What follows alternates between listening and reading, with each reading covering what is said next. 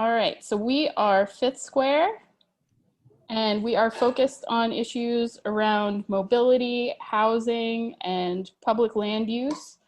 And tonight we have Councilmember Katherine Gilmore Richardson here to talk about what she is working on, and also just to kind of cheer on what everybody has been up to during the everything that's going on.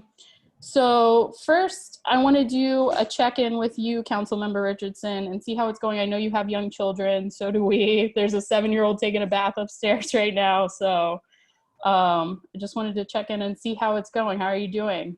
No, well, thank you so much for having me this evening. And I just appreciate all of the work of Fifth Square and all of your advocacy in your work to achieve a more accessible, sustainable, and equitable Philadelphia. Know that I recognize the importance of your advocacy and the work that you do. And in my former life as a legislative aide in City Council, I worked on a TOD bill for transit-oriented development.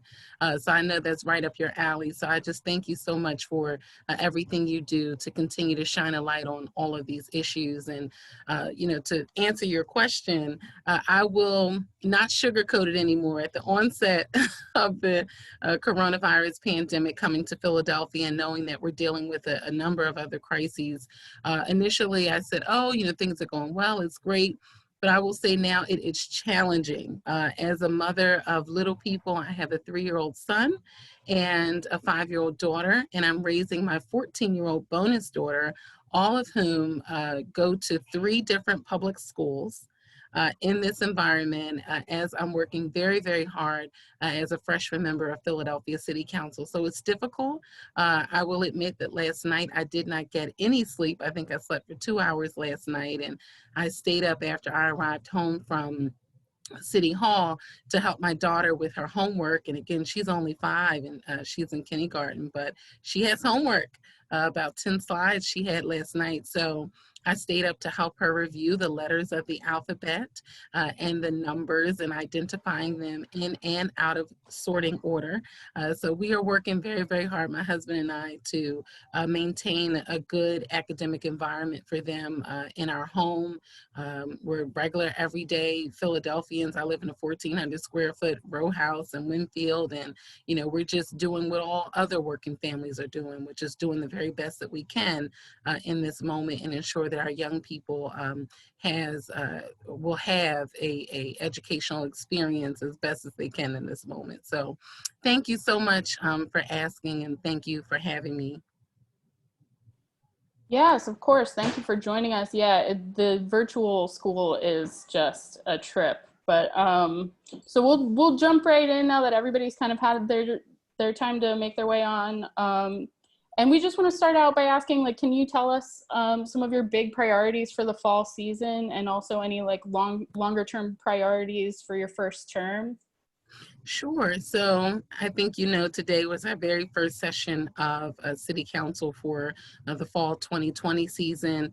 And for me, I think my main priority as a member of City Council is to really focus in on how we can create a city where our opportunities and resources and life expectancy aren't determined by your zip code. Your zip code should not determine your life expectancy. And, for far too long, that's been the case in Philadelphia. So really working to ensure that every neighborhood in our city has a strong community school, that we have thriving commercial corridors like the one in my community on North 54th Street, that we have well-maintained green spaces, streets, sidewalks, and bike lanes that we use when I take my kids for a walk and they ride their bikes, but also affordable housing and have access to reliable public transportation like the 52 bus that's near me. So just working to ensure that also every neighborhood is safe and healthy, free from violence, which, is another thing that's plaguing our city. Actually had a shooting 200 feet from my house last week, working on toxic air pollution, which is so important for families like mine because 2 of my 3 children suffer from asthma, working on extreme heat, and dangerous flooding, of which we've seen recently in Eastwick and in Manayunk as a result of the latest tropical storm. But specifically for this session, I'll be focusing on the passage of the police reform legislation that I introduced in June. So the bill would require a public hearing before the administration can offer a new labor contract proposal to the Fraternal Order of Police. And then following the hearing, they would need to submit a letter to council about how the hearing influenced the final proposal that the administration would submit to the exchange. That bill was amended today so we could clarify some technical definitions to ensure the original intent of the bill was clear. And the bill will be up for a final vote next week. I am calling the bill up for a final vote next week. So please, if you can, if you agree with transparency and accountability in the police contract negotiation process, call my colleagues, send them a message, a tweet, and let them know that you support transparency and accountability in local government. And this will be, hopefully with the passage of this legislation, the very first time that we would have this level of citizen engagement in the main labor contract with the FOP. So that is one of my very first priorities for this fall 2020 session. Then I'm also continuing to work on some of the issues related to the environment and workforce development. And I'm excited about all of it, but I want to start with workforce development, and then I'll pivot over to the work we're doing in the Environment Committee. So the very first bill that I introduced when I joined City Council as a member was around career and technical education. And we're still working very hard on that legislation to ensure that we work with the administration on how we help graduates of our local career and technical education schools have pathways to employment to city jobs for some of those hardest to fill civil service positions.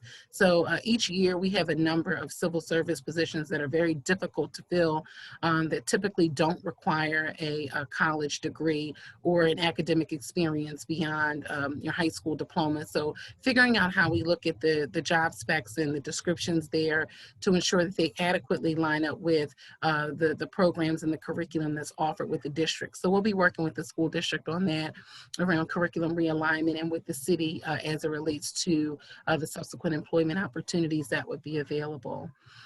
And then this is the part that I'm really excited about, particularly because I clerked the Committee on Environment as a staffer in City Council prior to being selected as the current chair of the Committee on Environment. But we're working with our environmental subcommittees on a number of legislative ideas. So two pressing issues that have really come up for me are around air quality and waste. So we've seen how exposure to toxic air pollution is tied to the higher complications and morbidity from COVID-19. And this is directly related to the higher mortality rates among Black and Brown people that we've seen not only here in Philadelphia, but across the country. So I'm hoping this really provides us an opportunity to tackle some of this important environmental justice work in this moment and to really focus on that. And on this, we've shared the numbers of presumptive positive cases and deaths related to COVID-19 since the onset of COVID-19 coming to Philadelphia. And, we continue and we're committed to sharing that information moving forward. But I think that'll be very important as we look at and study where we are with COVID-19 and moving forward. And then we've all seen some of the waste and litter issues across our city. I'm sure that you all have been impacted by that in some way. And for me, it really highlighted that we really have a significant problem with waste management systems, and we need to work to adapt these systems in the wake of COVID-19 and what we're facing as it relates to climate change. So waste will play a big role in climate change, and we need to develop a concrete plan for achieving our zero waste goals, particularly in this moment. So today I introduced a resolution to call for hearings in the Committee on Environment to address some of these waste management challenges. And to that point, in July, I traveled with a crew of sanitation workers to see firsthand some of the challenges they were faced with. And I'll be honest, the experience was disheartening, to say the least. I did not take photos. We did not invite media. I was there because I simply wanted to see the challenges that our sanitation workers have been faced with. So just working on a number of issues over the next few weeks and months, and I am hopeful that we can all work together. That's great to hear. Yeah, I saw that you called for a hearing on litter and was excited to see that. I wasn't quite sure what it meant, so I'm glad to hear you expand on that. And that next question really did speak to the environmental committee and the subcommittees that you created. So Fifth Square is on one of those, the transportation subcommittee. So we just wondered how you're hoping to work with those subcommittees, and how can groups like ours be a resource for you to really get this stuff done? Sure. No, thank you so much. And thank you for being a member of the Transportation Committee. I'm really excited about what I know we'll be able to do together. But prior, like I stated before, prior to serving in council, I clerked the Committee on Environment. So I remember hearing from stakeholders that they wanted to have more of a space in this work to really be a part of the process on the front end, and not finding out about legislation, after it's introduced, and, when you're potentially called to participate in a hearing, if you're even called to participate. So really trying to look at this as an opportunity and a way to create space for our environmental organizations to have a say in this process from the very beginning. And I'm sure some of you know that we had our Earth Day Roundtable, because I see a lot of familiar faces on the call, but we had our Earth Day Roundtable. And after that, we worked to establish the subcommittees we have today. So we have 7 subgroups, and I just wanted to go through them so that everyone knows some of the areas that we'll be focusing on. But air quality, energy, green jobs and businesses, green space, transportation, waste, and water. So across the 7 groups, we have a total of 60 organizations represented. And really the goal of the groups is to discuss legislative ideas that focus on mitigating climate change and building a resilient and environmentally just city.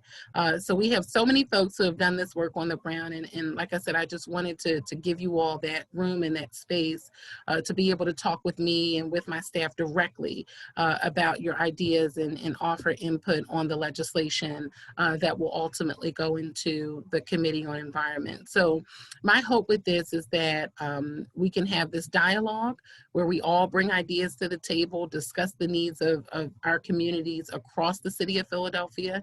And I think so far that these groups are demonstrating that they are a positive space for the type of dialogue that we need for this committee. So groups like yours, like Fifth Square, you can help the most by continuing to participate in the dialogue and really bring your ideas to the table, because it helps me to hear directly from you about your questions, your concerns, and all of your ideas. And, a lot of the issues that Fifth Square is interested in has to do with transportation and streets and planning and zoning, which, as an at-large member, we don't handle zoning. That's typically and traditionally handled by district council members, but there are occasions where, we, weigh in on a variety of issues. And as I stated, I remember previously working on the transit-oriented development legislation, and even back to the energy benchmarking legislation, which I had read about in Governing Magazine in the nail salon, and I thought it was an interesting concept. And we were able to work with the, at that time, Mayor's Office of Sustainability to realize that in the city of Philadelphia. So just doing all we can to be inclusive and create a space that is advantageous for the work that you do and the work that we can collaboratively do together. Great. Yeah, we love being able to reach out, and we love how accessible you've been so far. So this is exciting to continue that work together. So as you kind of alluded to, a lot of issues in Fifth Square are related to transportation and streets and land use in particular, public spaces and all of those things. And traditionally, like you said, those are kind of run by district council members. So as an at-large council member, how do you keep those big picture goals on track? I mean, I know you've got a lot of experience. Like you said, you've worked on these subcommittees before, and you've worked with the environmental committee in particular. How do you do it? So I'll say it's a great question. You know, and I think really that's where the work of your group and the other groups come in handy, because so many of the issues that have been decided are really hyper local, you know, at the district council level. But hearing from groups like yours and others who, you know, identify larger patterns or concerns or best practices that we should be looking into, it really helps us to better understand how our decisions are playing out for communities. And you know, we try to connect with different agencies and departments to understand their challenges and their needs. So, for example, I'll use this as an example. When the trash collection issues were happening this summer, I had met with community groups, with the streets department, with the sanitation workers, to try to understand what the challenges were and where I could be supportive and try to support some level of change, right? So I rode along with the workers to understand sort of what their working conditions are. Then we organized the PPE donation for all the sanitation workers, for every sanitation worker in the city, through Home Depot and hand sanitizer. So really continuing to kind of advocate for those resources for the workers. So that was like a issue that was hyper local, and you know, district council members were hearing from their constituents, but it was an overall citywide issue that was happening. So being able to focus on issues like that, but also connect our waste group and other stakeholders to figure out, okay, now that we've had this issue and now that we recognize there's been a breakdown, you know, what can we do moving forward to, you know, talk about how we avoid these challenges in the future as it relates to street litter and waste disposal. And then how do we also use our zero waste goals to guide the future work that we're doing? Like we don't have to reinvent the wheel. Some of this is already there. So that's an issue that I use, for example, that was hyper local, but it was a citywide issue and something that we could focus on. But I also think it's important to focus in on the areas where you want to make a difference. So due to the variety of matters we deal with in council, you really want to be known, especially amongst your colleagues, for being a leader or a subject matter expert on a specific issue, so that when that issue comes up before the council and it's going through the legislative process in some way, that your colleagues are confident in you and know that they can reach out to you and that you'll be able to adequately address the issue. So to answer your question, and you know, because I started out here as an intern and a volunteer when I was in high school, and you know, kind of worked my way up through various positions, but only worked on legislation for 5 years, but was really focused on constituent services and really helping people with everyday quality of life issues. I recognize kind of what helps you to be effective amongst your colleagues. And I would say a lot of that, and being a subject matter expert is it. That's great. So our final formal question is kind of about that work that you've done throughout all of these years. You've worked with so many advocates, and you kind of like have a good understanding of that landscape. So if you wouldn't mind like playing political matchmaker for a minute, who are some people or groups that you consider that are a part of your constituency that you think we should spend more time getting to know? And before I let you answer that question, I just want to just let everybody know that if they wanted to become a member of Fifth Square, they could go to 5thsq.org. We're kind of chatting in the Slack right now because for some reason the chat function is not working on here. So I'm trying to get a hold of any extra questions that we haven't gotten done yet through that Slack channel. So that is kind of a members deal. So that's my pitch for membership.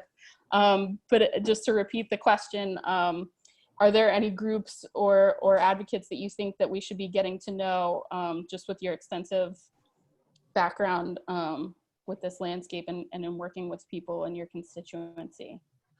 Sure. So I think that's a great question. I'll start out by saying that I'm a longtime member of my local RCO. So our local residents association, which is Winfield Residents Association. I was always like the youngest member, a part of Winfield Residents Association. I think I was like 15 when I joined, but I've only always lived in Winfield. So I try to spend a lot of time really connecting with our various resident associations across the city, and I try to understand, their needs, some of the challenges in their local communities. So I would say that a great place to connect with and support communities who may want or support a lot of the changes you're advocating for would be the local RCOs, because a lot of times there are a lot of synergy with some of the issues that we all care about. We just don't know because we're not having that dialogue with each other.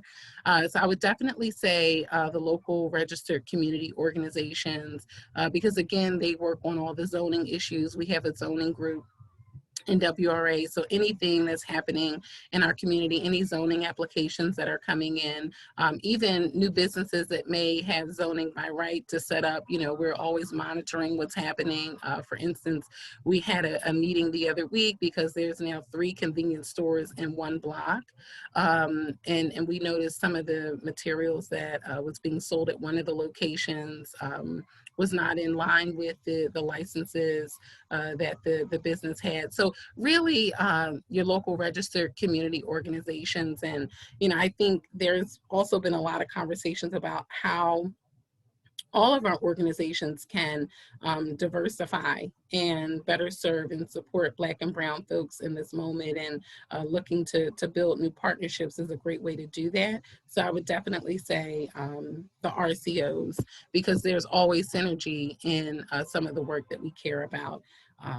So that would be it. Local RCOs and other organizations that care about the environment, that care about, green space, mobility, transportation, and all the issues that your organization values. I would align with like-minded individuals who you can come together and you can always get more done as a team than you can in a silo. Absolutely. I love that you mentioned RCOs. FitScore has been trying to get more involved and get people plugged into their RCOs. We've had join your RCO panels with Igna Saffron. Sandy Vogel's been heading that up. So everybody stay tuned for future events that kind of get you plugged in. And we kind of want to facilitate that and make sure people are joining their RCOs wherever they can. So I don't see any more questions in the Slack. So that kind of does it for our formal talk with you. Thank you so much for joining us. If there's anything else that you want to shout out, we're really excited for this fall session. Yes, no, thank you so much again for the opportunity, and thank you for the advocacy work that you continue to do. And I just want to, I'm not going to shout out names because that's when you get in trouble, but I want to thank all the individuals who joined the call. I see some members of our subcommittees on this call. I see some folks that I work with in my former life on this call when I was a legislative aide and chief of staff in city council. So, and I see a lot of activists on this call, which is wonderful. So I just want to thank you all so much for all that you do to make the city of Philadelphia, which in my opinion is the greatest city on the planet. I thank you for all the work that you do to make our city run. So thank you so much. I look forward to working with you. To all the working parents, because I see your little person and I have little people too, and they would be near me if I was home, but I'm in City Hall. To all the working parents who are working in this moment and still advocating on behalf of our city, I thank you. I thank you. I thank you. I know it's tough. I'm going through the same thing you're going through, but we will get through this together. So thank you for the opportunity, and I look forward to working with all of you. Thank you so much. All right, stick around, everybody. We're gonna, I know she's got to jump right off, and we appreciate your time. But we just want to shout out to all the people on the call who have done some pretty amazing things and pretty amazing work during this. This includes, all right, bye, Katherine. Bye, Councilmember Richardson. Thank you so much. So I know like Eugene has been making masks and he has started this organization, So Mask Philly, and our state rep has shouted him out for doing that. And actually he's on the call, so I'm gonna ask him to unmute himself. Eugene, if you wanna talk about what you're up to and tell people where to go and how to get plugged in. Thanks. Oh, well, you caught me in the right place of the house, actually. There's a little quilt somebody made in time with soap face masks. Now we're pivoting to more libraries and schools and project home locations that are coming back to us for additional requests for masks. Things have slowed down, but at the same time we've had people go back to work. So we're always looking for more people to pick up. We have kits, we have pre-cut fabric. All you have to do is just stitch, sew it, and it's easier because you can take out a couple of them at a time and just do them, and then put it away, so you can just take a half an hour, and you don't have to take out everything. So anyway, thank you. Thank you. So if you guys want to get plugged into that, reach out. The social media handle it's at So Face Masks, both Instagram, Facebook, and Twitter. Okay, that's easy enough. So Face Masks for all of the social media handles. I'm Will Tung. I'm gonna pick on you next. I know that you got something done on your street, so if you want to shout that out. Yeah. So back in February, me, my wife, my kid, she was 6 at the time, we were all struck by a vehicle over on 48th and Springfield Avenue. So it was a vehicle making an abrupt left turn from Springfield on the 48th. I don't know if you guys know West Philly, but that's like a problem intersection. I have a friend who lives on that corner, and people are just like struck all the time.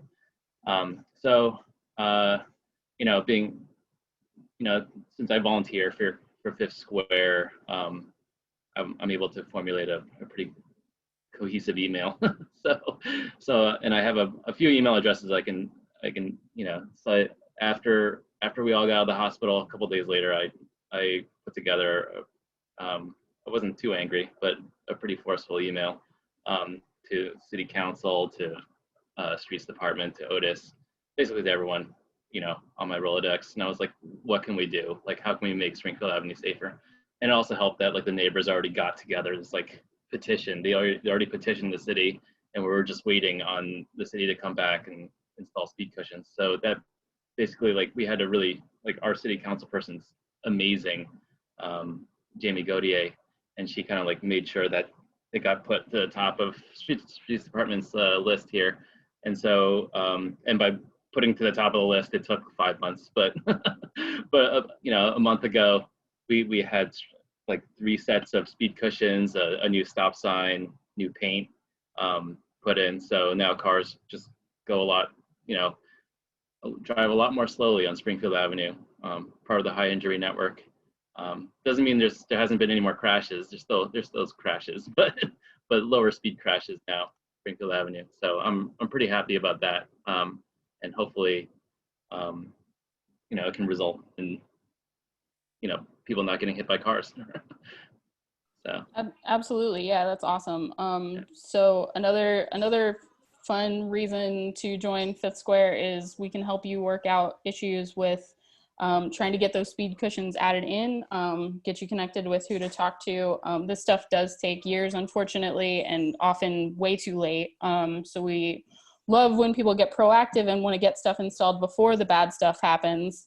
And we would love to get you in touch with whoever needs to be involved to get that going. I don't see James on the call, but is there anything else that anyone is up to that they want to share with the group? I know everybody, any extracurricular activities that are happening right now are incredible to all of us here at Fifth Square, because it's so hard to get dinner on the table or get the laundry done with everything that's going on. So we really just want to cheer you on and see what we can do to help and keep it going. I'm not sure how to see if anybody is raising a hand. Will, do you see anyone? I don't see anybody raising their hand. Yeah, Mike, you unmuted I don't yourself? know Are if you? I don't know. somebody unmute themselves. I'll raise my hand. Okay, go ahead, Mike. I've been working as a census enumerator, and that's been very interesting, getting to know Philadelphians at their doorstep. It's really interesting.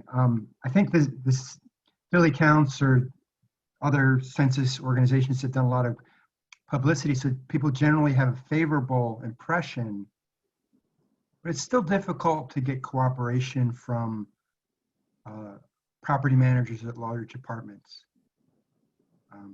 They feel the need to protect their residents' confidentiality,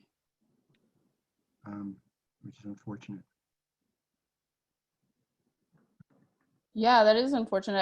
I think there's you are not the only enumerator here on Fifth Square, so I wonder if you can chat with folks if we should have like a census channel so that people can talk about this. But also, so thanks for pointing that out. Philly Counts is a good resource for everybody. If you have not done your census, please fill it out as soon as possible. I think September 30th, right, Mike, is the last day to get it done?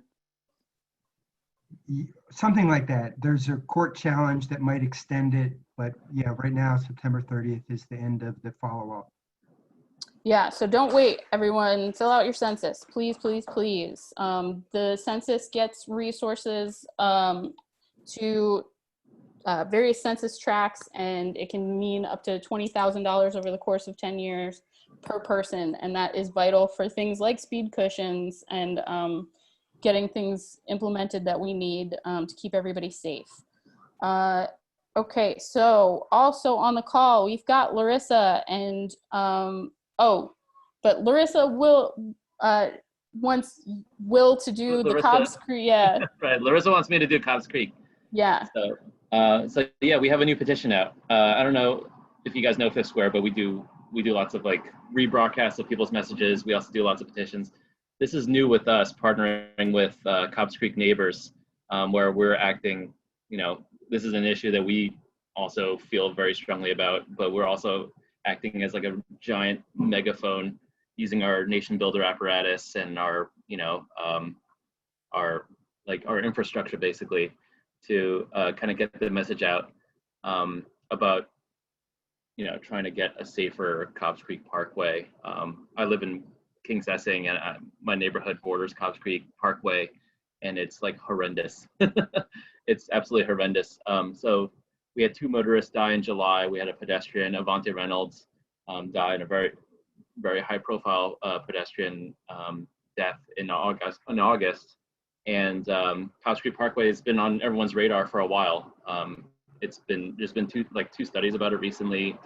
One done by DVRPC, one called for by Philadelphia 2035. The community's been advocating for a safer Cobb's Creek Parkway for years. And there's been some recent GSI work on Cobb's Creek Parkway, but nothing's really actually been done about the horrendous vehicle speeds and nothing's been done really to make it safer. And it hasn't been safer, especially since COVID started and everyone's been driving around like maniacs. So, enough is enough. So we put together a petition. It's a pretty strongly worded petition in my opinion.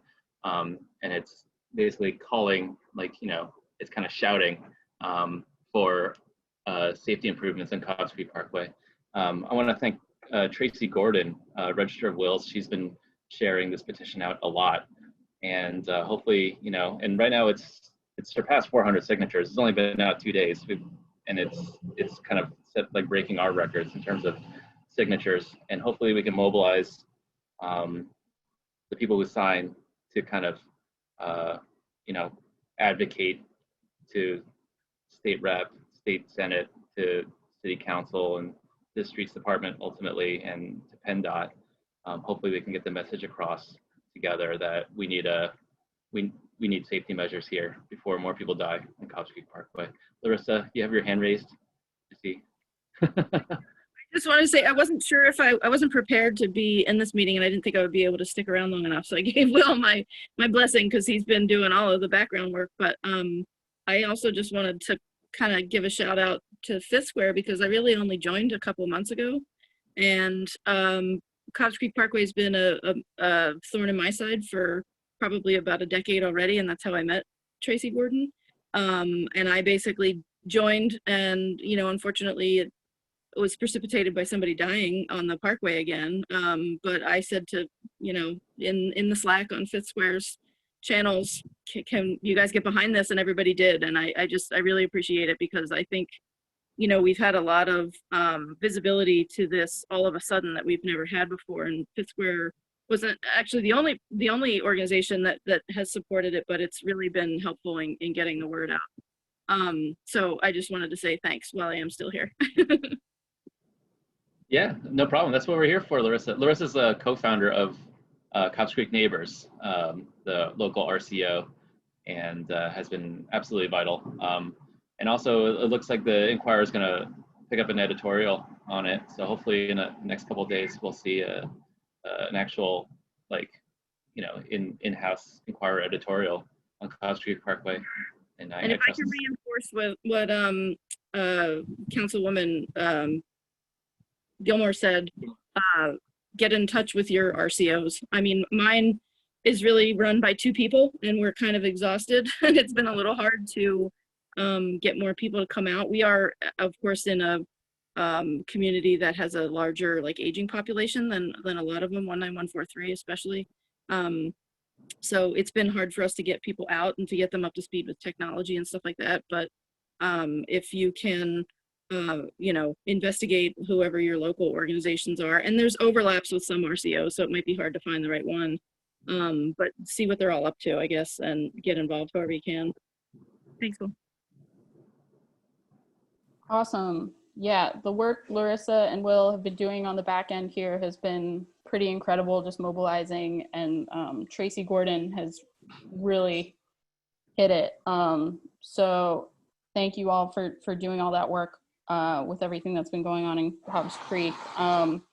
James Guido is not on the call, but I do want to shout out some things that he has been up to just as they relate to Fifth Square. And we've got all this great infrastructure on 11th Street, but trash piling up and litter being what it is, it's hard to utilize some of that infrastructure when the streets are kind of covered, and particularly the bike lane becomes unsafe when stuff is filled with trash. So he organized a pickup there, and during that, with the problems our city has been faced with trash pickup, he also organized his neighborhood to get recyclables and trash to the waste center. So he's been doing a great job on that front, and some other things too. And if nobody else wants to raise their hand, I know Cameron wants to do a shout out. They are on here, and I'm gonna ask you to unmute yourself for work with the South Philly Food Co-op. Yeah, can you hear me? I hope so. Awesome. So basically the South Philly Co-op is gearing to open, but until our building we're still waiting on some equipment. But in the meantime, there's a program called the Basics Box. Basically, you can order, a box of bulk goods and other things that should get you through a week or two. We also offer delivery service for it if you're not able to actually pick up the stuff, or if you're at compromised immune system, stuff like that. We just leave it at your doorstep and there you are. Like I said, the building is also opening. And if you want to help our cash liquidity, we also take donations. And we also, because it turns out opening things during COVID is very expensive. There's all kinds of expenses that we've suddenly run into. We also have a hunger relief program. So if you wanted to support the Basics Box, but say you don't really need stuff, or you've already stockpiled for the 2 weeks, you can also have a donation, and those go directly either to Bunny Hop, which is an organization based in West Philly, but they do have stuff in South Philly, or it goes to CMAC, which is a South Asian group in South Philly that we sometimes work with as well. Yeah, and just if you have any questions about the co-op or just like food systems in general, feel free to give me a shout out. I'm Soy Camo on Twitter. Great, thank you for that. Yeah, food insecurity is, you know, it's the real deal right now with COVID, and in particular with people who are immunocompromised. If you can't get somewhere, Cameron's working hard to get food out there. So support the co-op and the network of co-ops in the city. And I am not seeing any more hands raised. I know that there's a lot more stuff going on out there. I know our members are active and engaged in their RCOs and in their friends of groups. And we really appreciate all the work you're doing. If there's anything that Fifth Square can do to help facilitate that, please do not hesitate to reach out. We have had a big summer. We've gained a lot of members, and we thank you all of the new members. Thank you so much. We really appreciate it. And thanks, Will, for getting those t-shirts out there to everyone who's just joined. We're working on our next promotion, working with Sept and making some cool masks. And so keep your eyes peeled for our emails and all of the fun promotions coming up. Join our mailing list. And if you're ready to, please pull the trigger on our monthly donations so that you can get more involved and get in on our Slack and get in on the details of what we're cooking up. Will, is there anything that I'm missing? Yeah, Will, come on in. Can I update Grace Ferry? So we just had a big win. Oh yeah, Grace Ferry. That's right. Yeah. So we had a petition for PennDOT last year. It was like a little bit over a year ago. It was like August last year, 2019. So that felt like a millennia ago. But we petitioned PennDOT for a protected bike lane going both directions in the Grace Ferry Bridge. They proposed a protected bike, like multi-use path going eastbound only, and then westbound Grace Ferry Bridge was just going to be just like the shoulder of a highway. Still, it's going to be awful. Like it's like why would that exist? Why would you have a protected bike lane going one way and then the other way is just exactly the same? So we petitioned PennDOT to put a protected bike lane going westbound too. So we actually just heard news yesterday that they're going to do it. So that's awesome, and it's going to be even more than flex post. It's going to be a modular curb. So it's like amazing. So you're going to put in a curb and flex post. So I think that's like a huge win for us. That petition was pretty successful. It got over 600 signatures. It got 2 news articles in South Philly Review, Plan Philly.